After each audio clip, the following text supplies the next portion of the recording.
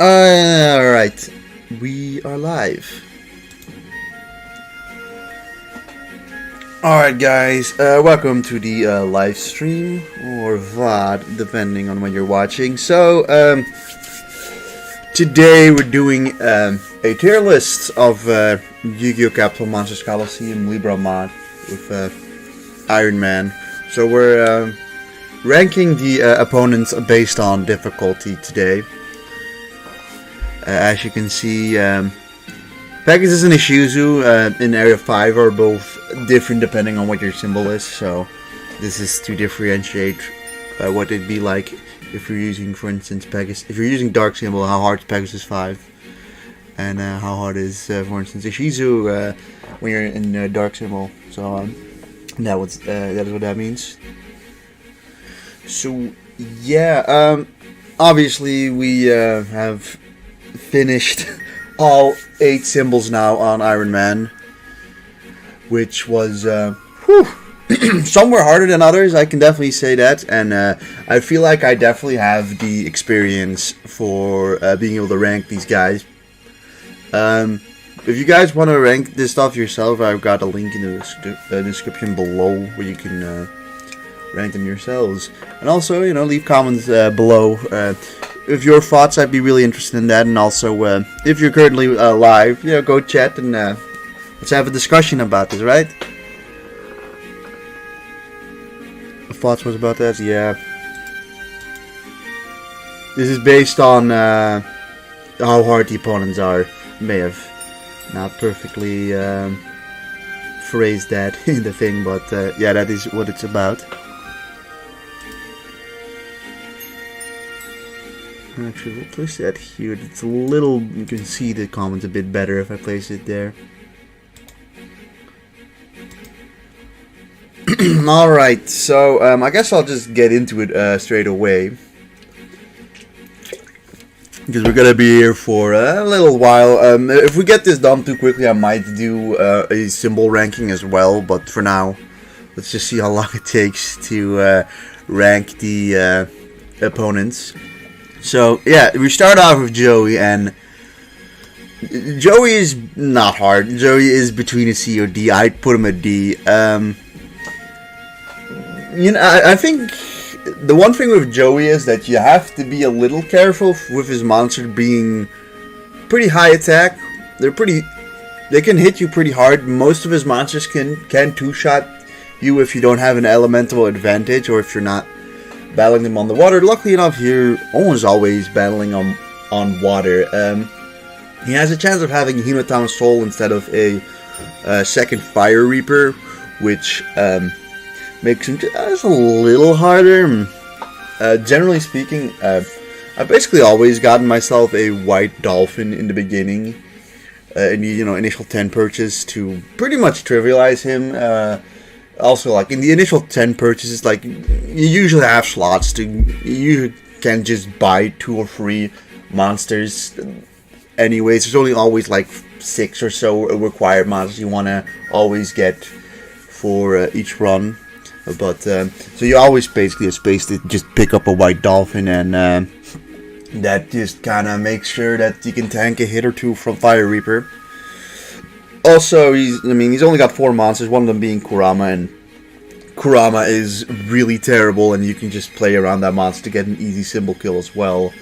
To be honest, there's not a whole lot I can say about Joey. He is quite easy. Like I said, the only way he can really catch you off guard is if you play poorly and he hits you twice with like a Fire Reaper. But like, I think in my I'm just kind of counting up, and I think I did like 16 runs of this game. I believe I've had 16 runs in total. Actually, I think it's 15. I've had 6 wind runs and 2 dark and 2 water. The rest all was on one try. So I think it was indeed, actually might have been 13, but at least I think I lost maybe a monster once or twice to Joey.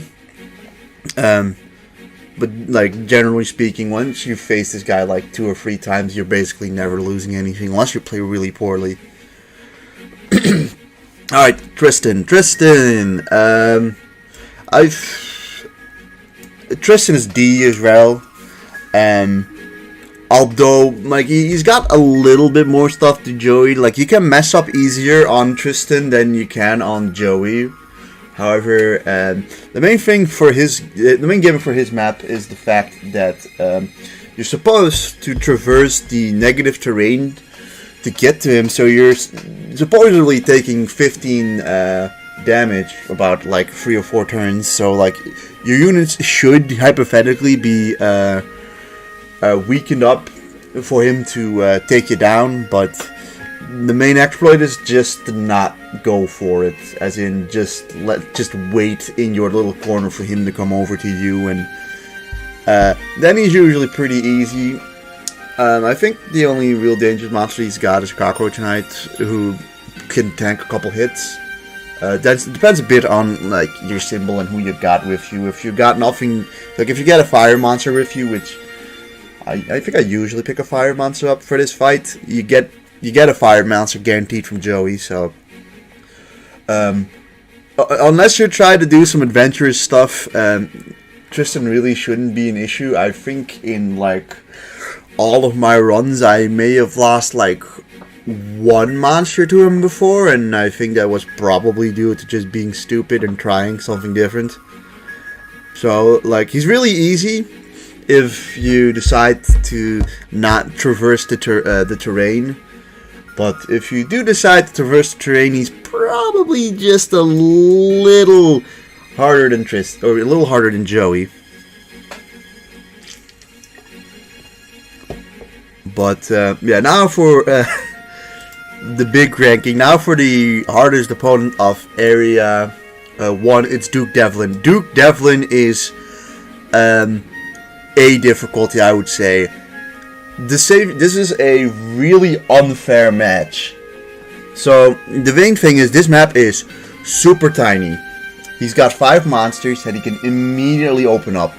3 Karibos, 2 Karibos, 2 Steel Scorpions, and a La Leon. So he's got those can all be opened up in 1 turn. And basically the thing that sucks about this is if you're going second, you're almost guaranteed to lose a monster or 2 to him. Even if you go first, you might lose some monsters to him. He's actually really tricky because the map is so incredibly small. You'll almost always get the choice to attack one of your monsters with like 2 of his guys, and by this point in the game, a lot of your monsters usually don't survive 2 hits, especially not from Thunder monsters who are pretty strong in attack. Duke Devlin's really tricky. Also, depending on which side you're facing, you're either facing basically 5 or 4 monsters, and if you go second, you can at least play on the right side. But like even going first on the wrong side, it's really hard to not get overwhelmed by him. I've lost, I think, he straight up destroyed me once in a run, and then one time he just destroyed such a valuable monster to me that I basically had to reset it. Because that's the issue with Duke Devlin. It's hard to like make sure he doesn't destroy like a crucial monster. He can very easily end a run immediately by, for instance, if in wind and fire runs, specifically in wind runs, if he kills Baby Dragon, your run is over more or less. If you're on a water run, if he kills Root Water or Psychic Kappa, your run is over, and you can't afford to, especially in like water run, you cannot afford to not bring Psychic Kappa and Root Water to each map because those guys desperately need experience. I might change him to B or S rank depending on what the other rankings will be, but like the one saving grace for Duke Devlin is the fact that you fight him third, so he's at least early on in the game. So if you do wipe to him or you lose something crucial, you really only lost like an hour tops. Alright, next up, Thea. I'd put Thea at a C rank. Thea is like, to me, Thea is where the run really starts. As like Joey is kind of the same for every run. Tristan is just really boring, and like Duke Devlin is very luck based. So like once you get through those first 3 opponents, you finally, to me, get the real game started. and that's against Thea, which I think is actually a pretty fun match. That being said, she's actually got some pretty decent monsters. She's an Earth symbol, so that's always pretty tough.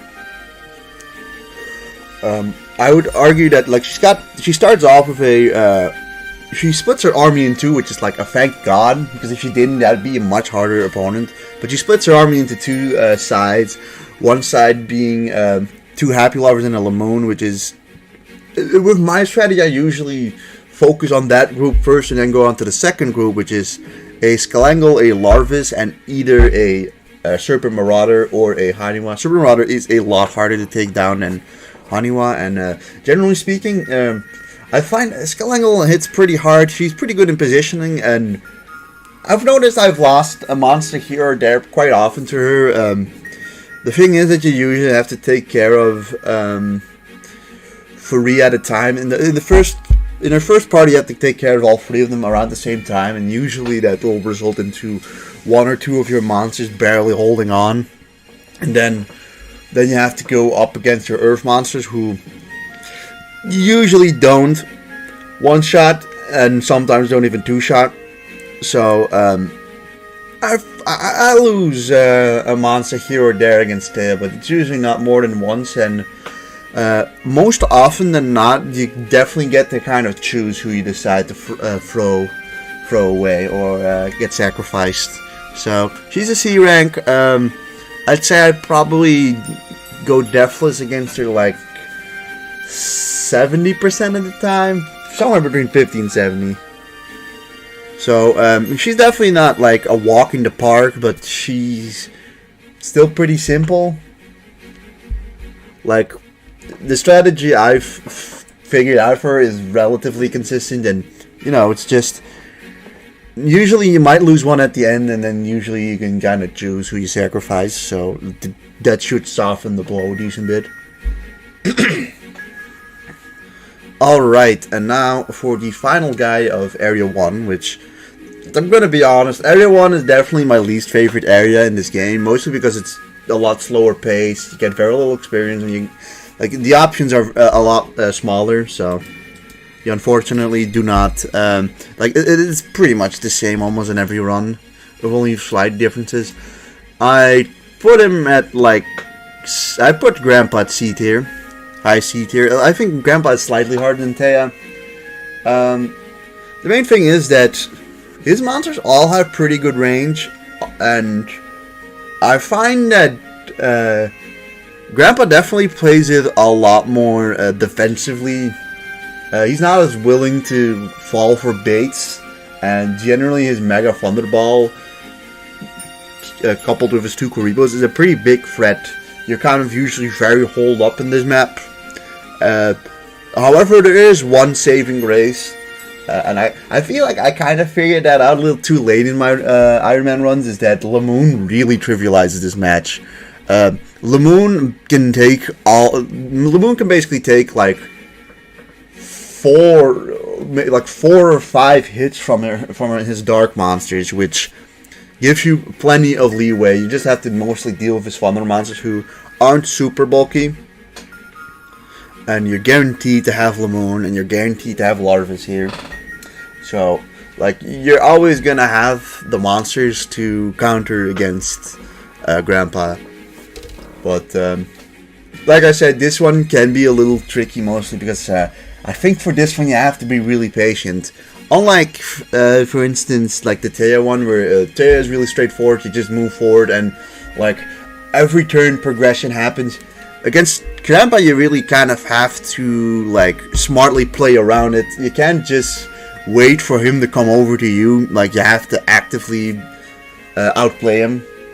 Which I feel like he's kind of the first opponent to do that. I guess Duke has a little bit, but Duke's also way more volatile in terms of what you can lose. I think I've gone deathless against him more times than I've not gone deathless against him, though. He's still not super hard, that's why he's in C tier. But yeah, that's Area 1 for you. I would say that Area 1 is I don't know, Area 1 it's my least favorite area to go through. Mostly because it's kind of the same every time and it's a little slow. But now you move on to Area 2, which I think Area 2 is super fun always. This is when a lot of stuff often happens. This is where you really get going with the game, and this is also where my random number generator comes in, which has a huge effect from this moment onwards. So for those who didn't know, I was playing with I would not choose who I'd play in order. I would use a random number generator to decide who I'd face and in what order, and this could determine a lot of stuff. This is very symbol dependent, right? For who you want first. Like, you can kind of go into the order of, you usually want the opponents with your elements first so that you can get their monsters and get that grinded up, with a few exceptions. But first off is Weevil. God, I'm kind of struggling where to place him. I think I would place Weevil probably in C tier. Yeah, I'd probably place him in high C tier. I think the main thing for him is Weevil's very tricky in the first couple times you face him. So by this time you've gone to the shop and you've hopefully gotten yourself a pretty good monster. The main thing is right, he's got 2 Gokibors, 2 Root Waters, and a Larvae Moth, and one of his Root Waters is replaced by Big Insect sometimes. I haven't really had a lot of experience with Big Insect. I don't remember how strong he was. I'm assuming it's a little symbol dependent. Like, the Big Insect being part of the squad is mostly affected for like Wind and Fire runs, for how many Wind and Fire monsters you want to take with you. Otherwise, obviously that's an effect for like Wood and Water runs, for the fact you get Big Insect, but that doesn't really change your playing style for that match. But yeah, the main thing is that the first times you may face him, you might get overwhelmed by Gokibor, because that thing can get over to your symbol and to your monsters very quickly. And Gokibor is pretty strong. However, I pretty quickly realized that he kind of always does the exact same thing with Gokibor, regardless of how you place your monsters. So he'll basically throw away his Gokibors pretty much with no resistance if you place your monsters a bit smartly, which kind of trivializes him. If you take away his 2 Gokibors, it's just 2 Root Waters and a Larvae Moth. I feel like he'd probably be D rank if he didn't, pressure your symbol and rush with Gokibor quickly. And if you just don't know what to do, that can throw you off and be potentially dangerous. But if you are aware of that, Weevil should not be any issue to you or to anyone. Next up is Mako. Now Mako is an interesting one. So for Mako, the main strategy is to use a monster with high movement and destroy Jellyfish Jellyfish and maybe Fiend Kraken if you have enough monsters with high movement. You want to basically destroy Jellyfish and Fiend Kraken before they get out of their capsule, which like immediately just destroys Mako's chances of winning, because then he's stuck with a really weak Bolt Pinwing, Spiked Snail, who kind of fucks off and does nothing. Okay, Great White is pretty good, and then like Akane Kabuto, he's trivialized if those 2 monsters are taken away. However, like, if you take away those 2 monsters, he's just a D rank. He's super easy. However, if you don't manage to do that, if you, for whatever reason, don't manage to get Jellyfish and, like, Fiend Kraken out, or at least not Jellyfish out, Mako suddenly becomes a lot harder, as Jellyfish is really strong, in my opinion. And, to be honest, that's kind of all I have to say. Jellyfish is pretty strong. It just becomes a lot harder if he's got Jellyfish, as opposed to him not having it. Also, a little symbol dependent. If you're running Fire or Wind symbol, he's super easy. Out of just the fact that your Wind monsters get really strong from this battle. Thunder monsters are pretty good on this map too. But yeah, most of the times he's quite easy. I put him in a low C tier, but he's got the chance to catch you off guard or be tough if you don't have his monsters finished off quick enough, or at least his jellyfish quick enough. Alright, Rex. Rex is next, and Rex is by far the hardest opponent in Area 2 by a large margin. Now Rex is of course a little dependent on how soon you get him. If you get him first, if you get him, like usually when you're playing, you'll likely get a single level up about after your third match in Area 2, and that could like dramatically increase the strength of your monsters. So he's really tough if you get him as one of your first 3 opponents. He's a little easier if you get him a 5th or 4th or 5th. The main difficulty is that he's got the best symbol in the game. He's got Earth symbols, so you're facing off against Earth and Light monsters in a map that mostly benefits his Earth monsters. I don't remember how much it benefits his Light monsters. Pretty sure it doesn't do that too much, but Rex is really quite tough because he's got a lot of strong guys. So he's Earth symbol, by the way, which increases the strength of his Light monsters and makes his Earth monsters very bulky. Now, at this point in the game, Earth monsters have really good attack stats. Just their base attack is quite good, and they'll be really bulky. Like depending on what monster you're facing, you're gonna need between like 3 to 5 hits to destroy an Earth monster. Now, the saving grace is that you're facing 2 Anthro sorcerers who aren't super strong. But here's the thing: this match, it's very hard to avoid a like central full army attack. He doesn't split up his units at all outside of Two-Headed King Rex. No, you're gonna have to face basically all his monsters at the same time, and that is what makes Rex really hard. You basically can't split up his units, and because he's Earth symbol, his 3 light monsters, his 2 Skelengals and his Prisman hit really hard and will usually 2-shot basically anything you've got. Outside of the fact that light monsters are still pretty bulky in this game, and you'll very likely not 1-shot it with even your strongest guys, and with some of your weaker guys, you probably don't even 2-shot his light monsters. It's a little symbol dependent. He's definitely easier with attack symbols, and this is a level where Lemon is super crucial, and obviously I'm hoping you got yourself a good Area 2 shop monster, because you're gonna need to rely on those 2 specifically with certain dark monsters and thunder monsters have some usages in this map. But generally, it's really difficult to go deathless against Rex, and if you're unlucky, you might even snag more than 1 monster. I consider it always a really good Rex if you go out of this deathless, and even if you get 1 death, it's usually pretty good Rex. I think I go deathless maybe like 20% of the time against him, which tells you enough.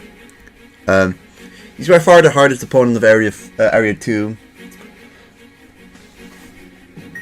And for that, I put him at A rank. Next up is I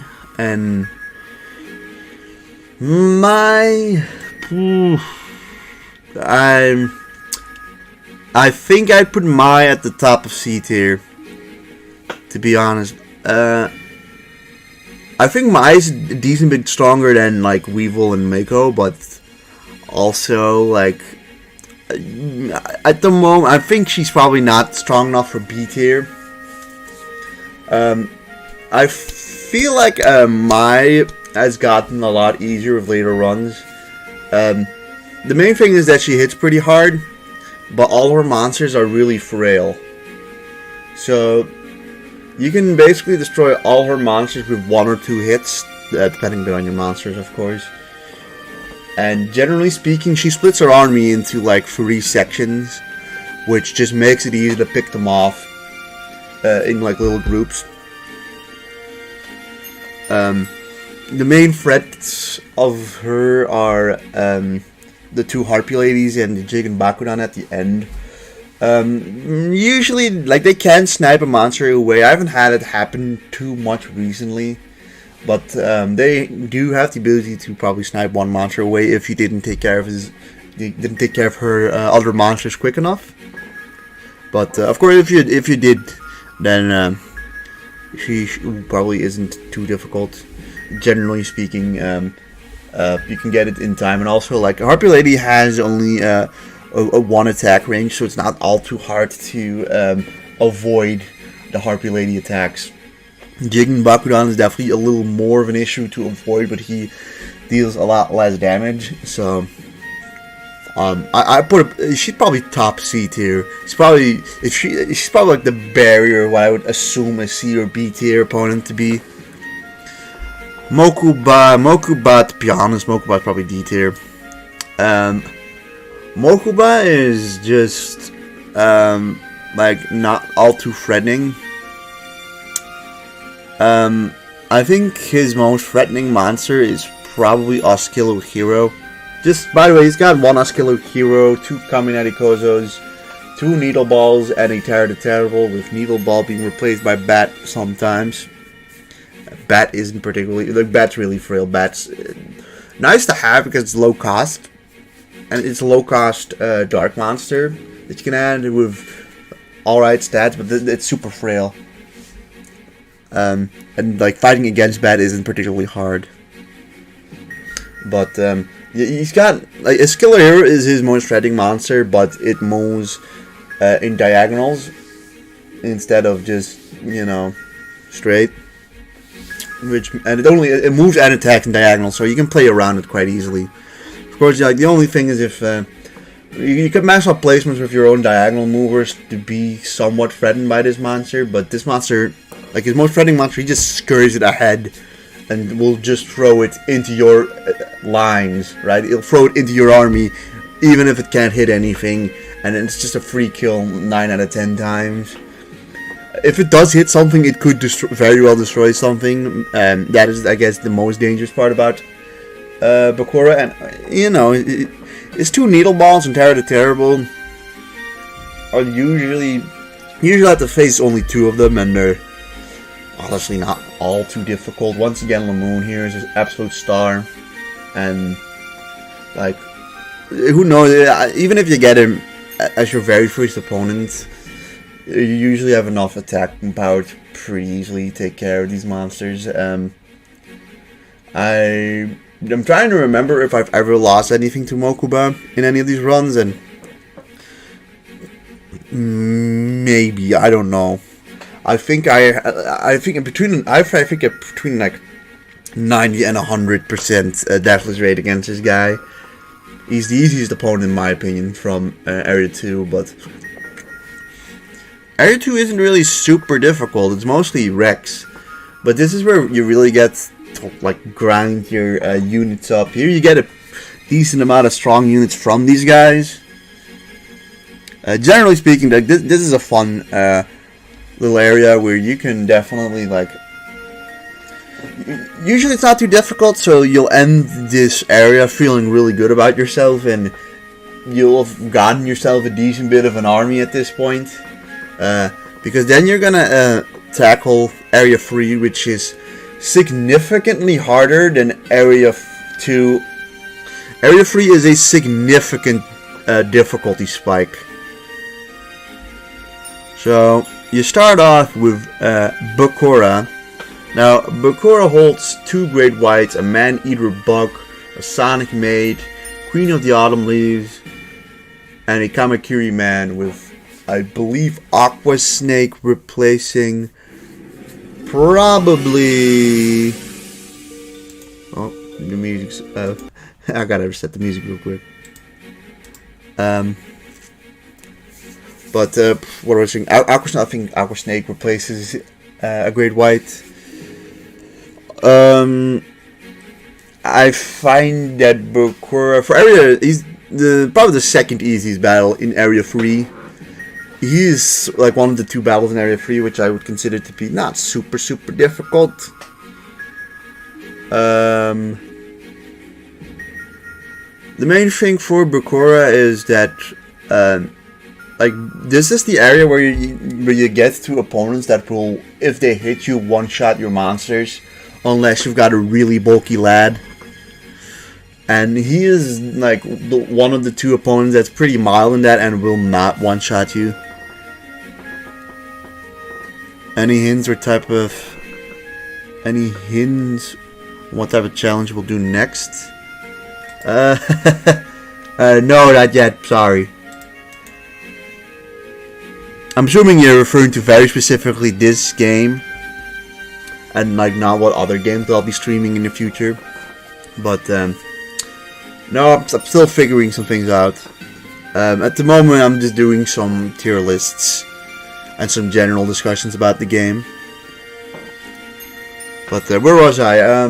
Bakura, he's got pretty good monsters, but they usually just don't have enough to one-shot you, which eliminates the threat mostly. Outside of Kamakiri Man. Kamakiri Man can one-shot you, but Kamakiri Man is a lot easier to dodge and gets one-shot himself quite often by almost everything. Bakura. Whew. Now, would I say Bakura is harder than Mai? I'll put him in B tier for now. But that's low B tier. As next up is Bandit Keith. Now, Bandit Keith I can pretty comfortably say is a B tier. Bandit Keith can be more volatile than some of these, but generally speaking, I feel like I usually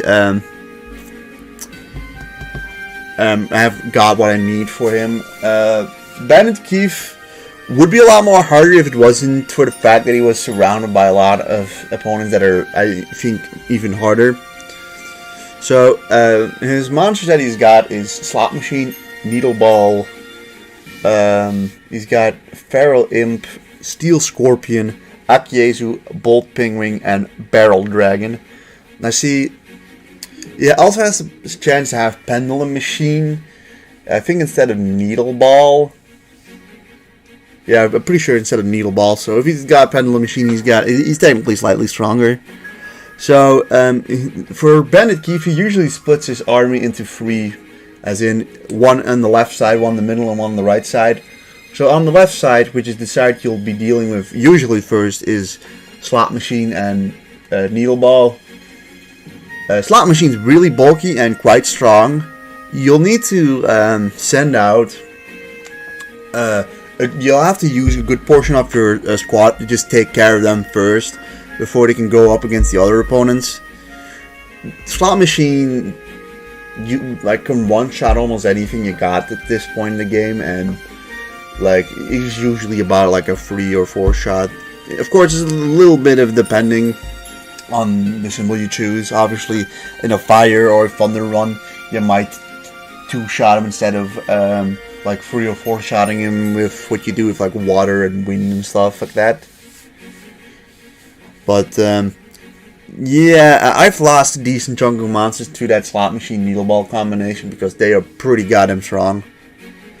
But then there's the left side. The left side is also really tricky, as the left side is Akiezu and Bolt Penguin. These guys have tremendous movement and have a ridiculous attack stat, and they will almost always one-shot whatever you've got. Saving grace, however, is that they get one-shot themselves really easily too. So, if you can outmaneuver them or you can manipulate them with a shield, then they're 2 easy kills, just gone. And then there's the middle, which is Steel Scorpion, Feral Imp, and Barrel Dragon. I will say that he plays in the middle a lot more defensively and a bit better. He's also very careful with his Barrel Dragon. You're generally I've lost a monster or 2 to a Steel Scorpion before. I feel like I haven't really lost much to his Barrel Dragon, mostly because, I suppose you're just a lot more careful around Barrel Dragon. Barrel Dragon takes a lot of hits to die.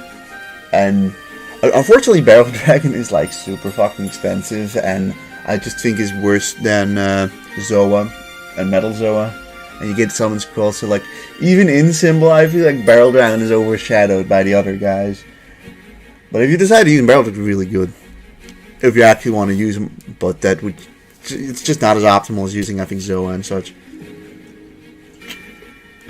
There is an interesting strategy in this one, where similar to Mako, if you've got a high enough movement monster, you can rush that monster in and destroy his barrel dragon and maybe even like a steel scorpion before he gets them out. This somewhat weakens, it definitely makes Bandit Keith a little easier. It's just that the Mako one's quite consistent, right? The Bandit Keith one is a lot less consistent, and he will use his Akiezu and Bolt Penguin to try and block you from doing that. So you might be forced to use like a Kuribo shield, and you'll likely... The monster you sent in to kill the Capsule of the Barrel Dragon will very likely die as a result of this. This is a 1-for-1 sacrifice, so you don't have to deal with it. Usually, I dubbed it the Kamakiri Gambit because I use Kamakiri Man for that, but you can, I guess, also use like Drollbird or like Harpy Lady or something like that for that battle. Which is any monster with like 4 movement. But like I said, he will try to fort you with Akiezu and Bolt Penguin in that one, so you're almost required to have a shield on it. It's not always very simple, and I'd only go for it if you go turn 1. And like, you want to do it with a monster you don't care to lose. That's the main thing, right? And then that can depend. Alright, so I think B is a well-deserved tier. He's like high B tier. Okay, Pegasus. Pegasus in the area too. Yeah, this match is really quite easy.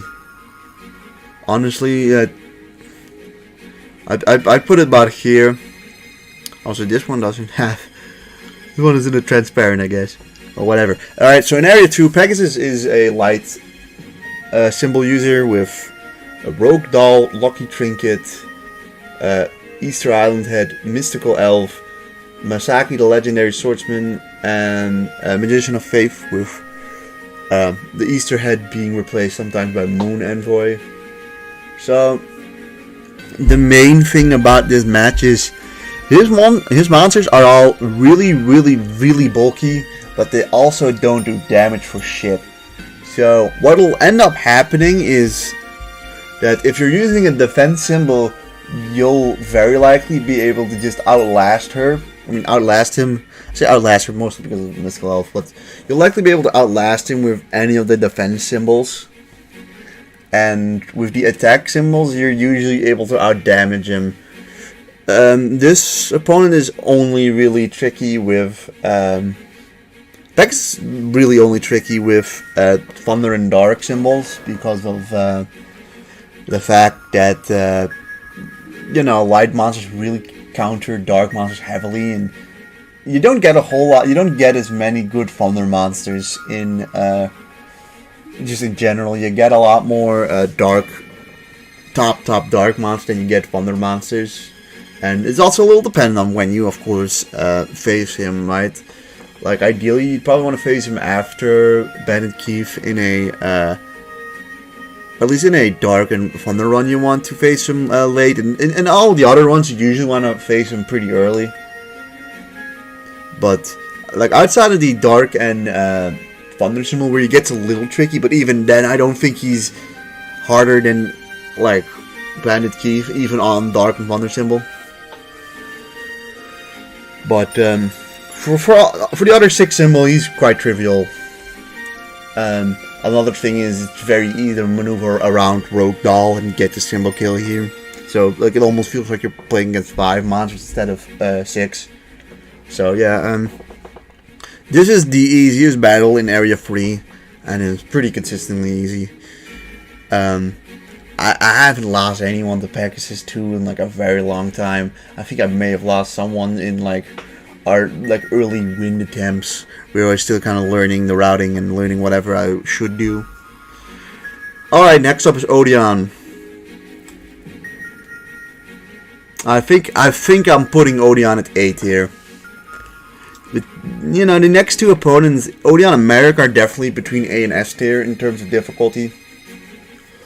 Odeon is a real run-ender. Odeon is what I think destroyed my first couple win symbols or win runs. Some of my first couple of win runs were just halted at Odeon, and Odeon has often been able to take care of monsters. He usually chips away 1 or 2 monsters. So the main thing here is that at this point in the game where you're facing Odeon, he's got Time Wizard and Fiend Reflection, who are 2 light monsters with bizarre attack, but they're usually not too difficult to take care of. His main thing is that he's got 5 Earth monsters with Gazelle, the Mythical King of Beasts, Celtic Guardian, Mega Zowler, King Tiger Wanghu, Rock Ogre Grotto, and Destroyer Golem, right? I don't think he's got Rock Ogre Grotto. I think he doesn't. Never mind.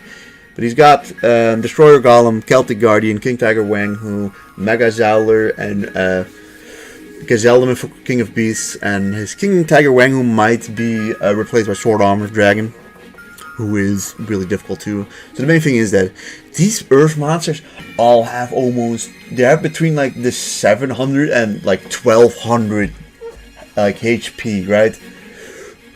Depending on what your monsters, these guys are between like 5 to like 12 hit KOs, and these guys have around 200 attack. So these guys are on attack symbols pretty difficult, because like your attack monsters, if you're in an attack symbol, you usually don't survive more than 2 hits, and these guys even on attack symbols are like 3 hit KOs, sometimes even 4 hit KOs.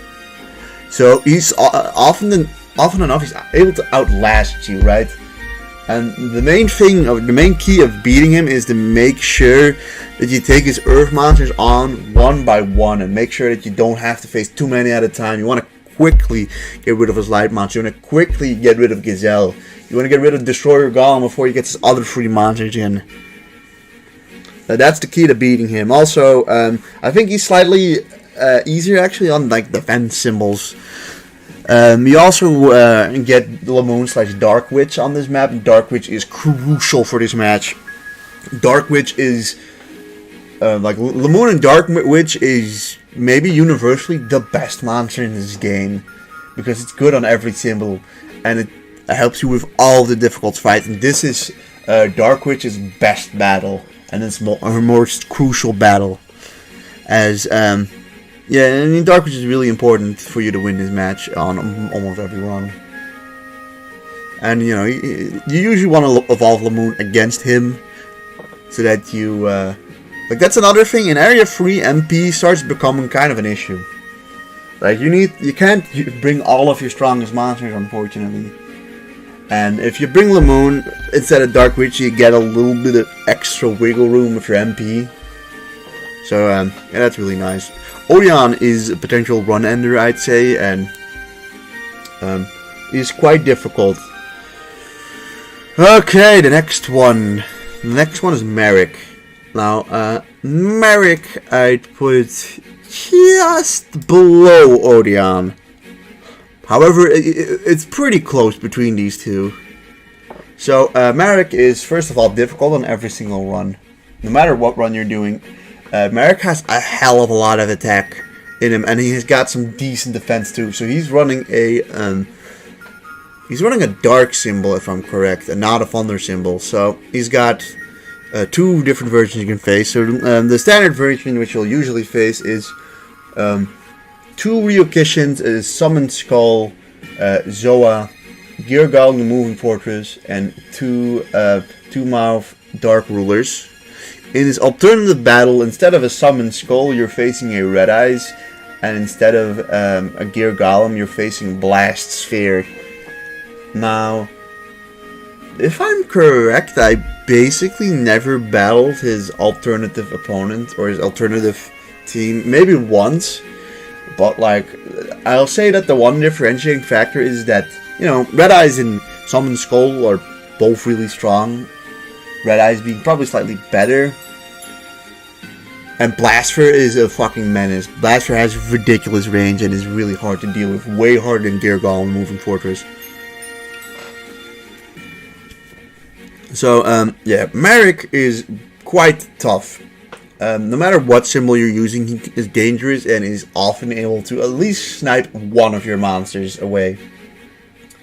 So, I did develop certain strategies. There's a certain choke point in this map that you can put a monster on, which will allow you to get some free hits off against Merrick. It will also block a couple of his monsters from like getting like into your attacking zone, and that leaves things like his Gear Golem and his Ryukishins and his Summon Skulls usually pretty vulnerable, or just completely like gets them out of the battle. This is where like the light monsters shine on this map a lot. Usually I find that his biggest threats are his Zoa and his two Mouth Dark Rulers. So his two Mouth Dark Rulers do annoyingly a decent amount of damage, and they're really bulky. Like, they're the most bulky Thunder monsters probably in the game, or at least respectively from that point in the game. Between them and the Royal Guard, but that's for later, but I would put Duke high A, low S because of the impact he has on the runs early on. I get what you're saying. I put him at low A mostly because, you know, usually I go and beat him, and he's so early on in the run. Like, if you died, like, it's way more devastating to die to these guys than to Duke. It's because it's so early on. But, back to Merrick. Merrick is quite difficult. I will say the one saving grace that I don't think Zoa is particularly good on that map in terms of his movement. But he's still tricky. Zoa is like usually a 40 hit KO. And those two Doom Dark Rulers usually are as well. Usually by the end of the map, you're pretty concentrated into one area, and you'll have an easy time picking at least one or two things off. There is, however, one saving grace, and that is that in this map, the map is based off of blocks, right? There's a bunch of blocks on the map, and for whatever reason, the AI will not attack between these blocks. So if I'm on block A and he's on block B, and there's like a little gap in between it, he will not attack you through that, even though you can. And that can really save you in this run, because that allows you to block him on certain occasions. Like, that's such a crucial thing about this map, which makes this map significantly easier. But it's still a hard map, and he's easily able to take down a monster or two. I think I rarely beat him deathless. But like I said, it's usually about making sure if he destroys a monster, he destroys something that is not super valuable. Alright, so now we move on to Area 4. Now, Area 4, I suppose I've lost the most runs in this area. I'm trying to think if there's a area which I have not lost a run in. Looking back, I think I lost one run in Area 5. I've lost like 3 of them in Area 4. I've lost like, I think only 1 in Area 2, maybe 2 in Area 2. I mean Area 3. 1 in Area 2, and like I've lost like 3 in Area 1 from Duke Devlin specifically. Alright, so Area 4, this is where the real shit happens. This is where you feel like, you know, is this the run to win? And Area 4 is an interesting area, which is, I think, once again highly dependent on just like there's really just one guy, and that is, it's all about Yami Bakura. Yami Bakura is by far harder than the other 4 opponents in this map, and you'll find out. Because like everything's all about how are we going to tackle Yami Bakura, how are we going to tackle him, and it's always kind of in the random number generator, just hoping you don't get him, because on certain runs, if you get Yami Bakura as your first opponent, it might just be the end of the run immediately. You could have the best Area 1, 2, and 3 but the run could just end the moment you get him first, because you can't grind up certain guys, or you cannot get, for instance, Blue Eyes or Kaiser Dragon from Kaiba. But we'll talk more about Yami Bakura when we get to him. First is Shadi. The Shadi in area 4 is actually, I think, a really fun match. So in this one, the symbols are in the middle, and you have to spend a certain amount of time getting your symbol out of there and not letting it get sniped by his wind and fire monsters. He's running a fire symbol. He's got 2 launcher spiders. He's got Winged Dragon, Guardian of the Fortress, Paradragon, Faith Bird, and he's got either Cherubim the Fire Knight or Firewing Pegasus, and he's got a Harpy Lady. So he's got a lot of range on him, and this guy's pretty much just one-shot whatever you've got. He's got an absurd amount of attacks. This is a very volatile map, in the sense that you make a mistake, you lose a monster. It's as simple as that. But this is a really fun fight, because it just does something different with the symbols in the beginning. Also, this guy gives really good monsters. Paradragon is so good. Paradragon really good on every single run. Winged Dragon, Guardian of the Fortress, if you didn't pick him up earlier, is super good here. Like, there's a lot of... Shadi gives you plenty of good monsters. So, to kind of analyze his monster, so Harpy Lady is kind of useless. His Harpy Lady just dies almost always. The Harpy Lady serves essentially no threat. Cherubim the Fire Knight also usually doesn't serve any threats, because he opens it up last and doesn't do anything really with it until the end, and usually by that point you're in a majority situation where it's usually like a 2 or 3 against 6 type of deal, so you can easily finish him off. Firewing Pegasus is definitely a lot harder than Cherubim the Fire Knight. I've noticed Firewing Pegasus definitely involves himself a lot more into this match. The main threats of this map are the 2 launcher spiders, the Faith Bird, the Winged Dragon, Guardian of the Fortress, and Paradragon, who are in a constant battle of trying to snipe you. Also, like, he's got 3 monsters that can only move on diagonals. Move diagonally and attack diagonally, so there's a constant battle of like standing somewhere which is not in your diagonal. Like I said, you need a bit of patience for this match, and one death or one mistake can lead to a death. However, I've noticed that that's kind of also like it. If you make a mistake, you lose 1 death, and usually that's kind of where it ends in terms of what he can pull at you. I'll put him about here. He's definitely B tier. I'll put him here. I may put Bakura down to C tier. It's just that the C tier is filling up a lot. I might move some stuff around still a little bit. But yeah, Shadi at worst will just take care of 1 or 2 monsters out of mistakes. But if you make no mistakes here, you basically always go deathless. But even then, these monsters have a lot of range, so it's a lot easier to make a mistake here. But yeah, next up is Kaiba. Kaiba in Area 4. This is such an interesting battle. I used to think this battle was quite hard. It's still, to me, it's definitely still the second hardest battle in Area 4.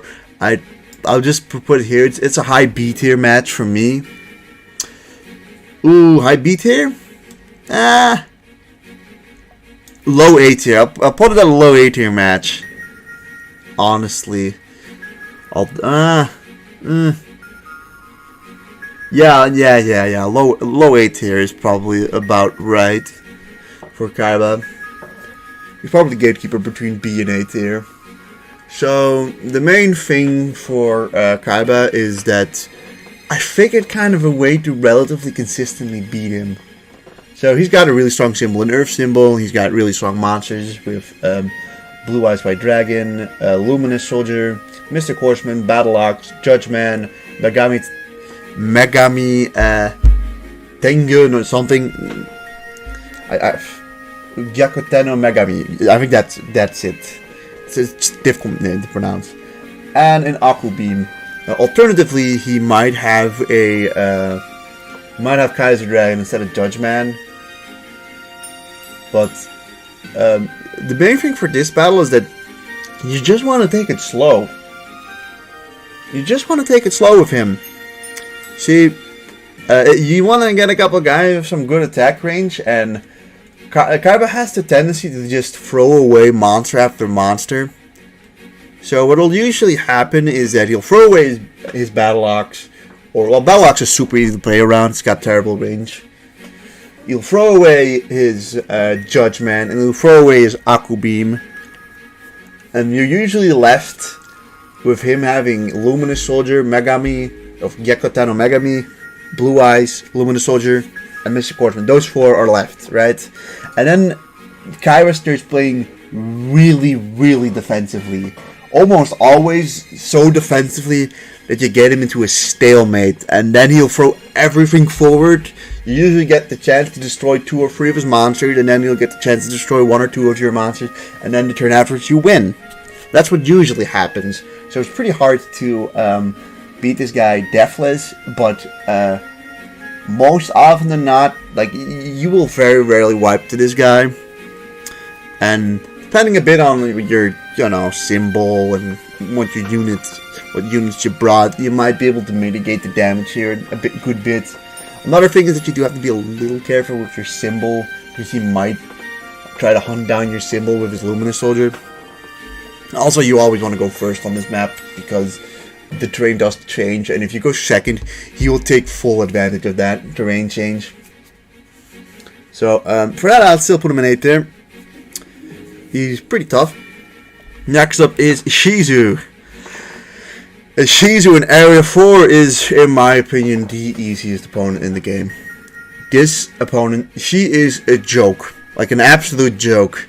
In Area 4, she is an absolute joke. She uses, Wood Symbol has 2 Arsenal Bugs who are terrible. She's got Ancient Tree of Enlightenment, who is the worst monster in the game, probably. At least before the mod, it's the worst monster in the game, but even then, I still think it's really, really bad. Admittedly, she's got 2 good monsters in Suijin and Grappler. And she's got an alright Sensor Serpent who does die pretty easily. And she might have an Aqua Dragon instead of a Arsenal Bug. So, she is the one opponent that I can guarantee say that I've never lost a monster to a Shizu second. Every single run I've come up against her, we've won against her deathless. Her stage is kind of really poorly designed for her. She's got half of her monsters can't hit half of the board. They only can attack in a certain diagonal. So you can easily take, like, his Ancient Tree of Enlightenment, her Ancient Tree of Enlightenment, 2 Arsenal Blocks are just trivial, can easily be taken care of.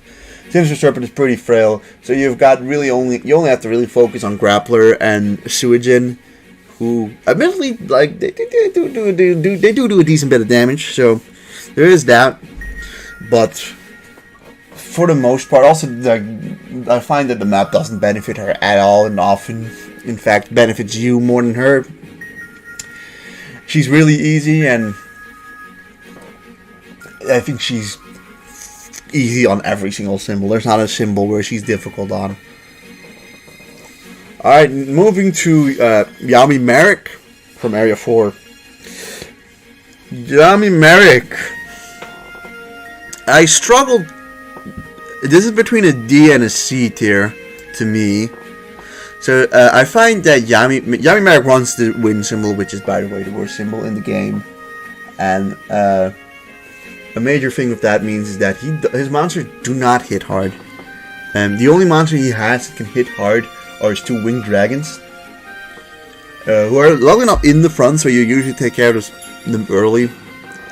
So he's got Winged Dragon Guardian of the Fortress 1 and 2. He's got himself a Molten Behemoth, a Kasijin, Garuzis, Megasonic Eye, and I believe he can have Robotic Knight. You can have Robotic Knights sometimes. To be honest, I don't remember really phasing against his Robotic Knights at all. But so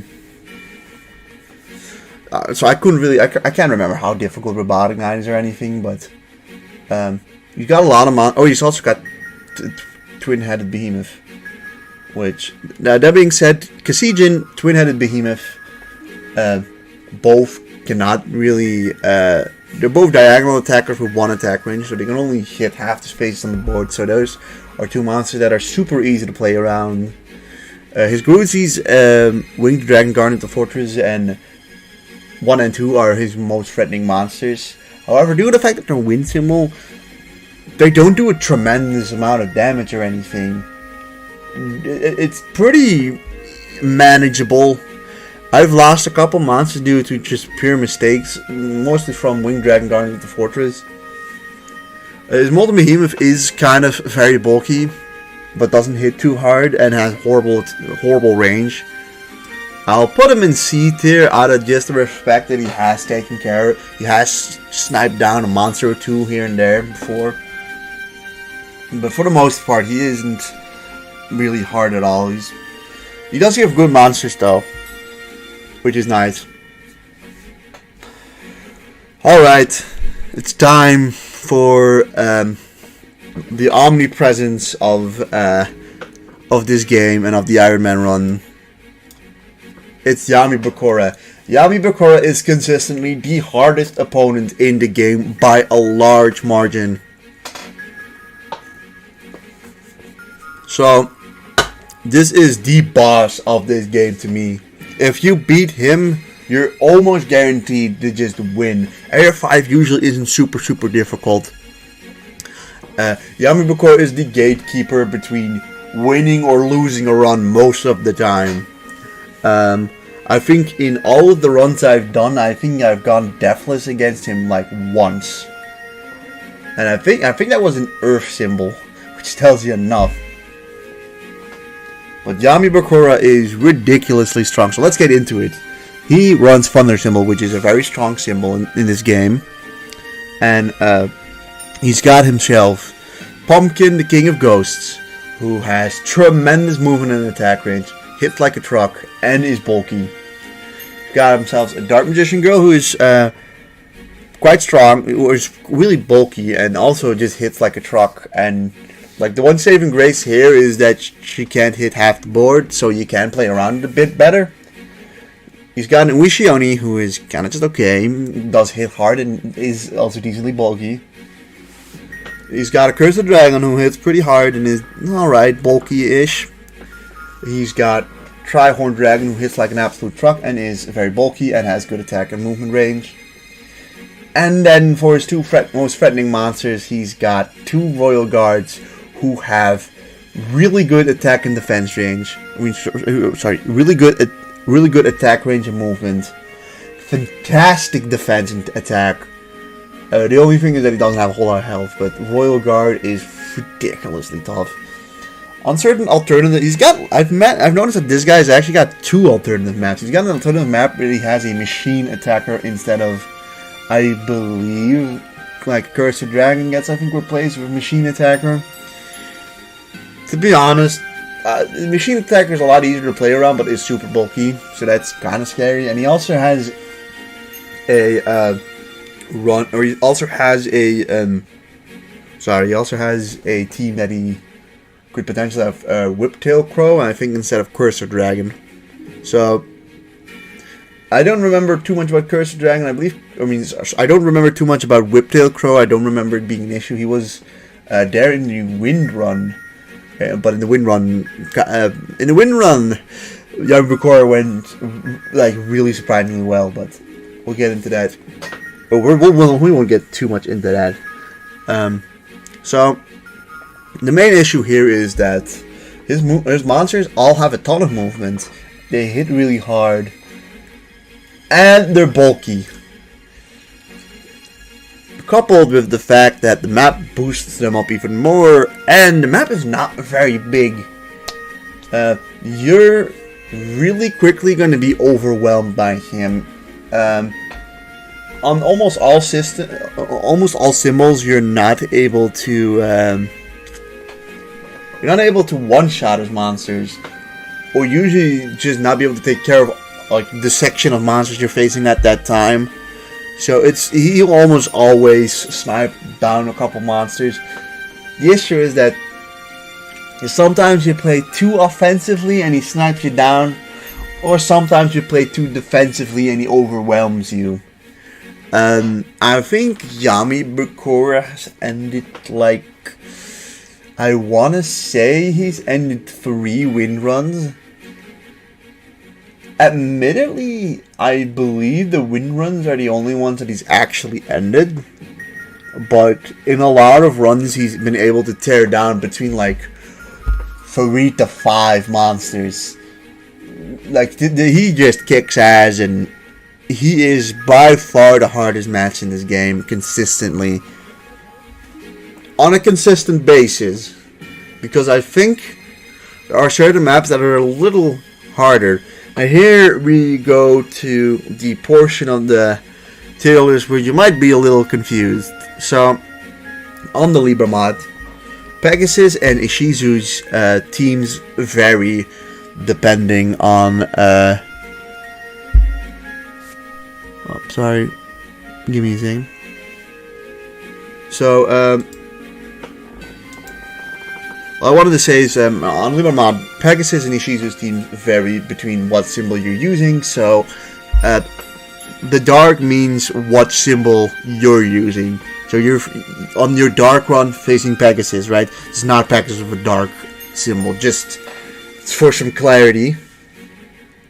And with that, most of these opponents I've only faced once, so some of my memory might be a little hazy on these guys. So I'm sorry if these ones might not be the most accurate of all, but like for the most part, pretty much every final battle against Pegasus is hard, and every final battle against Shizu is hard. So, out of memory, Pegasus on Dark is the hardest is the hardest or second hardest battle in this game. The thing is, right, you're more consistently difficult, right? Bakura is more consistently difficult, but this battle is ridiculously hard. Dark run, if you're on dark symbol, Pegasus is really hard. So the main thing is that out of all the symbols, right, I think dark gets countered by far the hardest by light, as opposed to any other symbol disadvantage. The disadvantage that dark has on light is so severe compared to like any other ones. And I've noticed the main thing here is that you don't get a whole lot of thunder monsters throughout the game. So if you look back at all of the opponents, like there's no ace thunder monster you get outside of Royal Guard. Like Royal Guard is the only top tier dark monster, or only top tier thunder monster you get, and he primarily uses light monsters. Like this, he just absolutely bones your dark monsters. Like even your strongest dark monsters have a hard time like denting through his light monsters, because if you're in dark run, you're probably letting your dark monsters carry you for most of this game. They one shot whatever you want, and suddenly you get to this match where you realize that you've got only like Royal Guard and maybe like one semi-weak thunder monster. You've mostly been using dark monsters. Then you get to this fight and suddenly all your dark monsters get one shot, and your dark monsters 3-shot or 4-shot these guys. You know what I'm saying? You don't get many good thunder monsters in this game, or at least not high level. And the big thing is, on dark run, your thunder monsters get a defense bonus, which is for a lot of monsters useless. Like the difference between like attack and defense symbols is like, pick a monster like Akiyesu, right? Thunder symbol, he gets plus like 200 attack. If on dark symbol, instead of 200 attack, he gets like 15 defense. Like it's just really it's one of the issues of this game is that defense symbols definitely get the short end of the stick in that regard. And that just means that thunder monsters, for the most part, don't take advantage of, get any form of advantage in the dark symbol. There are very few of them that do. Royal Guard is one of the few monsters that does. you're almost forced into buying Machine Attacker in Area 4 to be able to beat him. Which it really sucks, because that means that you cannot get Dark Magician or Magician of Black Chaos. And in that battle, like, yeah, Machine Attack and Royal Guard are more or less your only top Thunder monsters you can get. You can get Kaminari Attack as well by getting the Aqua Beam from Kaiba, which isn't an issue, and training up your Mega Thunderball to level 6, which, considering you get Mega Thunderball from Grandpa, that is pretty doable. So you probably do have Kaminari Attack, but Kaminari Attack is pretty tricky to use. Same goes for Machine Attacker. Both of these have either the issue of not having a good attack range, or the fact that they're pretty frail. Like, Kaminari Attack is really frail, even on Dark Symbol, and then because it's Dark Symbol, not Thunder Symbol, the attack is also like a decent, significantly lower. So the main issue why this opponent is hard is because light monsters, bulky light monsters, are really hard to deal with on Dark Symbol specifically, and because of that, Pegasus is really difficult. I'll also actually go into Thunder Pegasus first, because we just mentioned the Dark version. Now,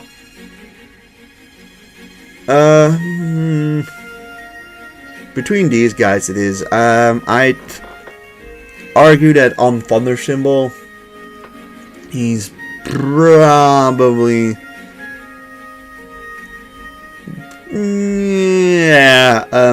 he's probably around here. So, obviously, on Thunder Symbol, Pegasus becomes slightly easier, mostly because more Thunder monsters benefit from your symbol.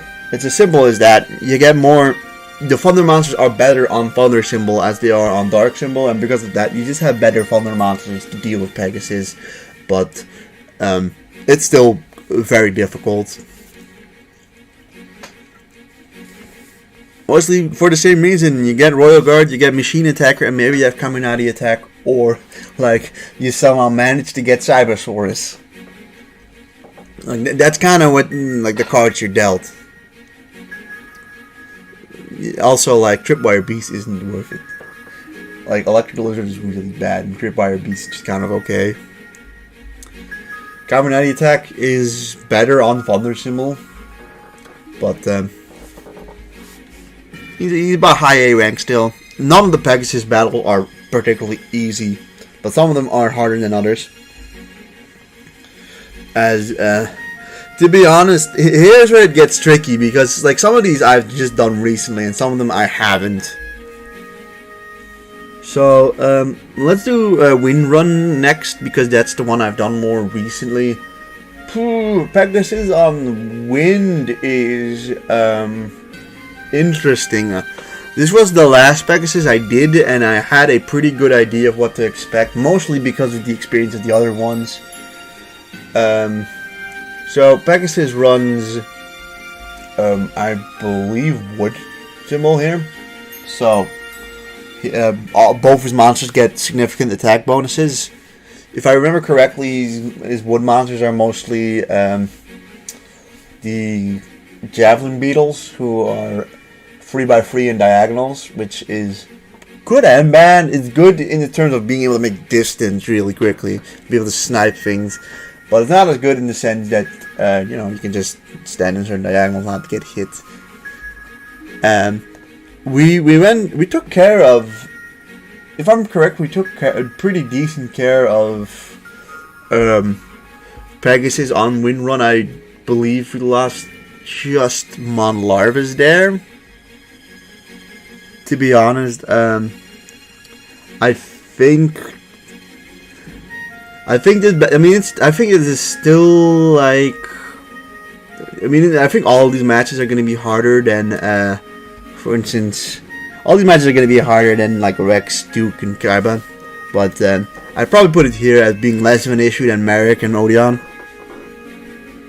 But still, it's not an easy duel at all. So you naturally have fire next. So on fire, he's got a water. He's got water symbol, which you would think would be easier because they're full of defense, but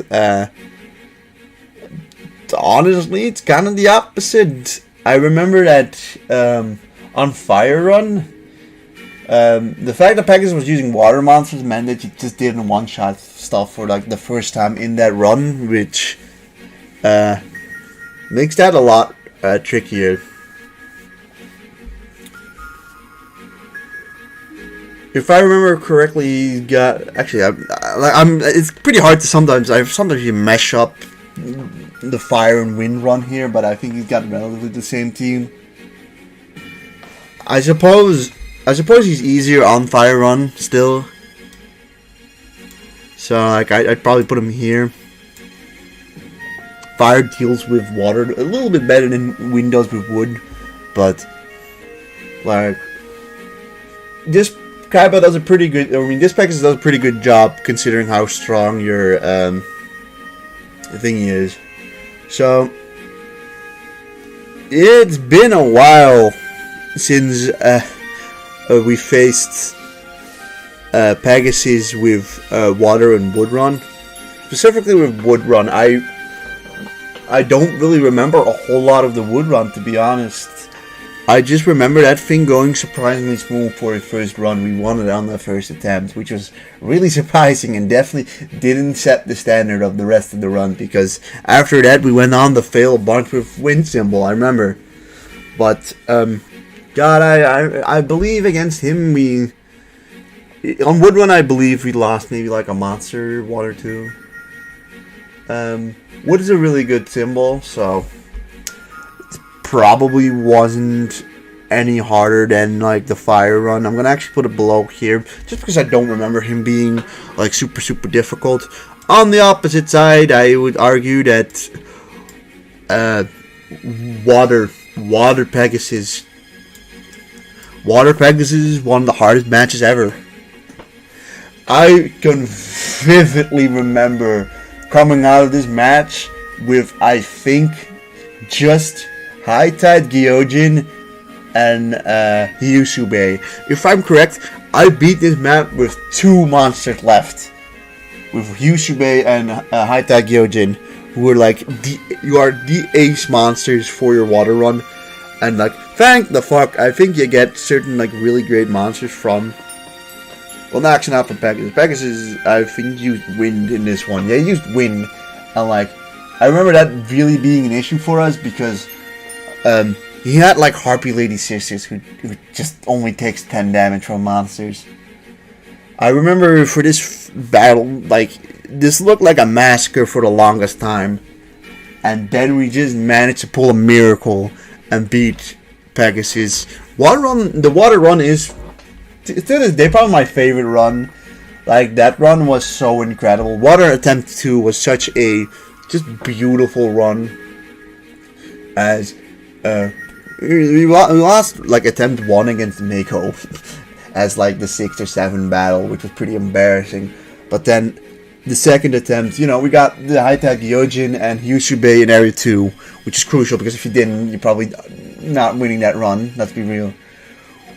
You know, with a lot of sacrifices and pushing onwards, we managed to make it up to that point of fucking Pegasus somehow. I'm pretty sure eventually you get like Suijin and Grappler from like Ishizu, right? But I remember, I think we came out with just 2 monsters alive, and then yeah, just wait until we get to the Ishizu match, because that was a match as well. That wasn't a match, but I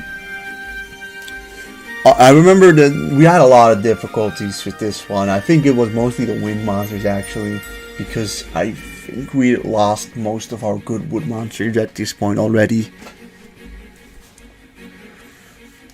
But even if you do get your good wood monsters, I think this is still like a really tough. But yeah, that is, I guess, wood and water ranked. So we've got earth and light left. This to be honest, don't remember these all too well. I just remember, generally speaking, that Light had a pretty easy time. Light just counters Dark and Thunder, the Dark and Thunder opponents, like just really well. With Happy Lover, I think we pretty easily were able to win this. I remember that we almost went Deathless in Earth, so we'll just put it like this. Like I said, this will still probably be a harder match than Rex, no matter what. But like the Earth and Light symbols are, like, Light's surprisingly good. We didn't have too much difficulty on Light Run at all, and Earth was great too. Like Earth was probably the easiest run we had. We dominated on Earth, but that's not that surprising because like Earth is pretty well known to be the best element in the game. Alright, well now we get to the Ishizu battles. So Ishizu uses the same monsters as, or same elements as you, except on Wood Run. So I'm gonna just tell you what bothers me kind of a bit. Why in the hell on Wood Run, if you're playing Wood Run, Ishizu here in Area 5 uses Earth monsters? Whatever, she's got Black Luster Soldier and shit, so you don't get any Earth or you don't get any Wood monsters for your Wood Run, which kind of makes Wood a little bit harder because by the end of the game you're really losing out of steam because in Wood Run you get nothing from Area 5 past. Like the last monsters you get in Wood Run are from Ishizu too. Like, you got nothing throughout Area 5. Like, luckily enough, we were having a pretty good Wood Run. But even then, I remember that we were, you know, by the end of it, we had very little left. But we ended up managing to win it on the first try. But, like, that makes the Wood Run definitely significantly more annoying. But I don't remember Ishizu being really, like, particularly tough in... I just don't think she was that difficult on Wood Run. So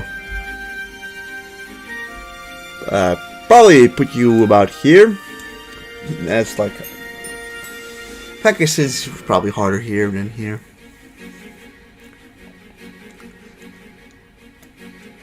Alright, so I mean I suppose it makes sense to then go into Water Ishizu, and yeah, Water Ishizu is interesting. So Water Ishizu, I remember having Aqua Dragon and 2 Fortress Whales, I think 2 Javelin Beetles.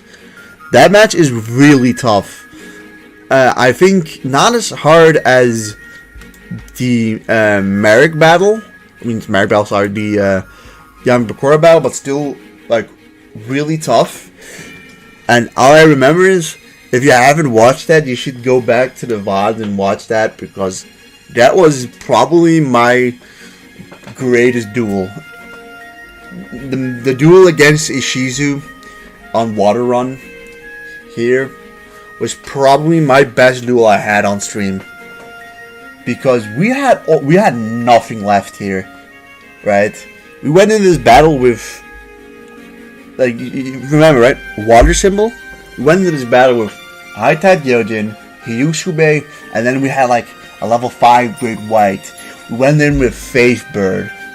We went in with like, God, I don't know what. We went in with just a bunch of random shit and our like 2 good water monsters. And we managed to come out of this with like just 2 deaths or something. Like I remember we absolutely aced this match with a fucking almost the game crashing at the end too. Like, this was such an insane match, and like I played so insanely well that like the way I played against Ishizu too in that run made me win the run in general. Like, that was such a turning point, because like after I beat him and without losing High Tide Gyojin and Yusube, I got 3 really, really good monsters that propelled me to victory at the end of the day. So this is a really tough battle, but my memories are very I got happy memories about this match, because we performed. Like, we really performed here. Alright, so next up, I guess I'll just go for the one I know best, and that is the hardest battle in this game, in my opinion. The Shizu on Thunder.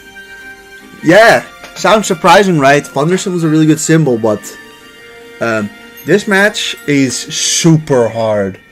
I remember on Thunder Run, we almost lost it here. She's able to just... She's got a bunch of really high moving monsters with high attack ranges, and she's able to lock you down really easily. She can just destroy your symbol with ease. We had to sacrifice monsters so she didn't destroy the symbol. We almost lost to her in that run, and you have to think this is the Thunder run where we weren't struggling on Thunder really at all. Right? We had a pretty good Thunder run, and like she almost just ended it. Like, luckily enough, she didn't actually take away too many casualties, but she was like, close to actually destroying my symbol. Which, she is, maybe outside of Duke Devlin, she's the most prone to destroying your symbol. So, for that reason, I think she is the hardest battle of this game. It's between a Shizu on Thunder symbol or Pegasus on Dark symbol. Those two particularly stand out.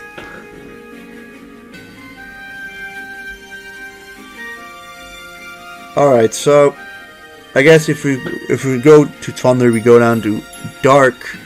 It's been a bit I don't remember having much of an issue against Dark Ishizu.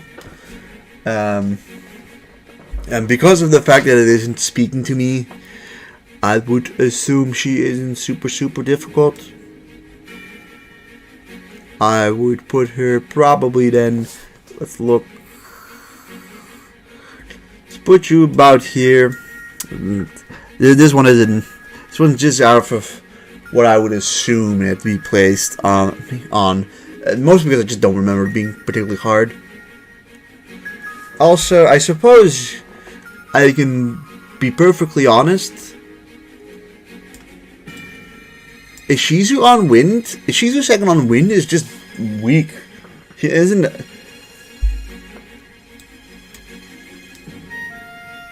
Ishizu on Wind is actually not hard at all. She uses Wind Run the same as you, but she just doesn't do damage to you, like, at all. She's got basically no way of really dealing damage to you. She's got a bunch of Coliseums that do nothing but sit there. I believe she's got, like, what? She's got Crimson Knight, who's kinda,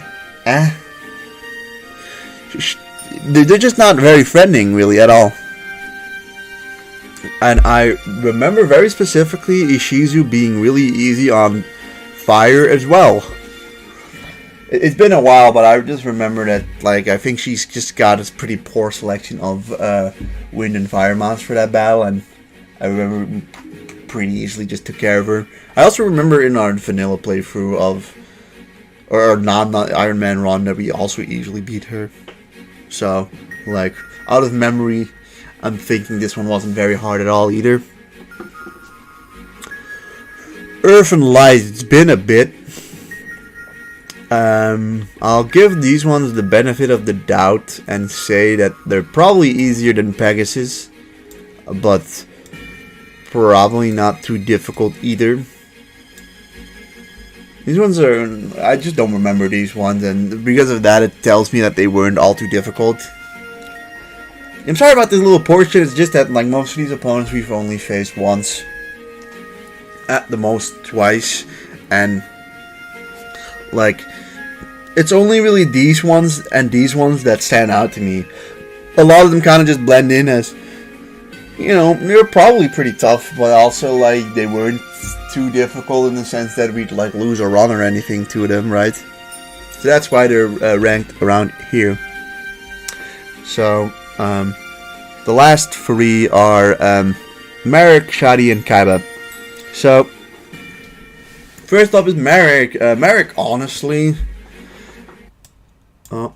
Let's change the music real quick. We've been listening to Eternal Memory for a while. Let's listen to, like, Whirlpool of War.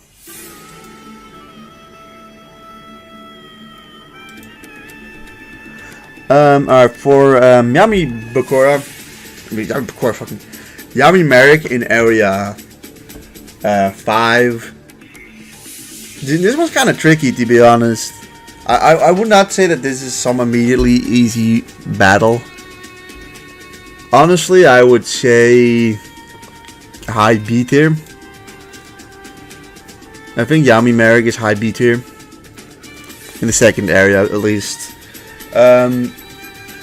This is a match where you make a mistake, you lose a match. Pretty similar to Shadi, honestly, but I think the possibility of a mistake is a little higher against this guy. I used to be really bad at this match, but I got a decent bit better. If you've got any shield abilities, this match is significantly easier. Monsters are easy to one-shot outside of Meteor Black Dragon, but his monsters will one-shot anything. So that's the scary thing. But usually at this point, like, I'm gonna be honest, when you're facing Yami Merrick, you're usually at a point where if you lose a monster, it's kind of not a big deal. Like, you're at the point where you usually have more than enough monster. If you lose one, it's like, no, not ideal, but like you can, get through it. Shadi, kind of, to be honest, Shadi has the exact same difficulty, I think, as Yami Merrick. It's the same issue of you face him so late that you, like, if you lose, something's not a big deal. He actually is pretty tricky, but I feel like at this, you're facing him at a point, I feel like, where you just have so many really good monsters, you usually just overpower him. You're running only 7 monsters, which is kind of an advantage here at this point, because it allows you to bring a bit more stronger monsters. Honestly, he's got a pretty similar team to Yami Bakura, except that the map's more spread out, and you've got, instead of, like, now you have just stronger monsters than him. That's the big difference there. And then lastly, it's Kaiba. The final Kaiba battle is pretty interesting. So the main deal is that you just have to beat this match. Like, that significantly makes this match significantly easier. You only have to beat him. It doesn't matter if you win with 9 guys left or if you win with 2 guys left. The main thing for him is, though, that depending on where you stand and like what turn it is, the terrain can heavily swing certain things. So usually Kaiba's pretty strong in the beginning, and you've got a portion where his monsters are pretty severely weakened, and then they're strengthened again. So you want to take care of his light monsters pretty quickly. All things considered, though, you can beat him with only having 1 guy left. It doesn't matter how many guys die. That just makes him, like, a lot easier. Usually I do lose, like, usually 1 or 2 monsters. With some of the weaker symbols, like I think in Water Symbol and like in Water Symbol, I think I only barely beat him. I think I believe on Earth Symbol we had a really poor run against him, but we still beat him fine. I think for the most part, like it's just not too hard, honestly. I think I'll put him here. I think I'll also like put down Bakura into C tier, and I think this is probably my final list. Yeah, I mean the A rank feels a bit more bloated due to the fact that these little element things are there, but yeah, this would be my opponent tier list. So yeah, here take a little screenshot, I guess. So yeah, this is probably what I would tier list this game on based off of the opponents. That being said, though, if I do decide to do more Ironman runs, the accuracy of the Pegasus and his Shizus might be a bit different. most of these guys just been fought once. So it's just that some of these stand out more than like some of these ones. Which I mean, I hope you understand. But of course, guys, y'all could you go in the description and you can make your own. You can make your own one. You can make your own tier list, or go into the comments and type in how you would list them. I'm pretty interested in seeing it. And yeah, everyone. God, we've been going for about hour and a half ish. I think I'll just leave this one short for now. Just have this one clean one. I think that's fine. And thank you guys for tuning in on the live stream and watching the VODs. Hope you all have a good day, and I guess I'll see you next time. I'll probably do a tier list of the symbols next time, and like let me know if there's other topics you want me to tier list about this game. You can leave that in the comments below, and to be honest, I'll probably do it. So yeah, everyone, thanks for tuning in, and I will see you guys on the next stream. So goodbye, everyone.